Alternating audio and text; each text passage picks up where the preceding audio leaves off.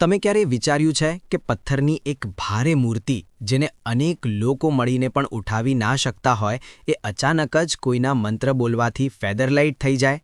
આ પ્રસંગ છે સાળંગપુરના પ્રસિદ્ધ કષ્ટભંજન હનુમાનજી મંદિરનો. જ્યારે પ્રતિમાની સ્થાપના કરવાની હતી ત્યારે ખૂબ જ સ્ટ્રેન્જ સિચ્યુએશન ક્રિએટ થઈ. સંતો મૂર્તિને ઉઠાવવાનો પ્રયત્ન કરી રહ્યા હતા, પણ એ ટસથી મસ્ત નહોતી થતી. સૌ ચકિત અને ચિંતિત હતા. ત્યારે ત્યાં આવ્યા ગોપાળાનંદ સ્વામી, સ્વામિનારાયણ સંપ્રદાયના એક પ્રમુખ સંત. એમણે જોયું કે ફિઝિકલ સ્ટ્રેન્થ અહીં કામ નહીં કરે. એમણે બસ આંખો બંધ કરી અને શ્રદ્ધાથી મંત્ર જાપ શરૂ કર્યો, શ્રીરામ જયરામ. અને એ મંત્ર બોલતાની સાથે જ એક ચમત્કાર થયો. જે પ્રતિમા હલતી પણ નહોતી એ એકદમ હળવી ફૂલ જેવી થઈ ગઈ. સંતોએ આરામથી એને ઉઠાવી લીધી. ત્યારે ગોપાળાનંદ સ્વામી એ રહસ્ય ખોલતા કહ્યું કે હવે આ પ્રતિમા જીવંત થઈ ગઈ છે.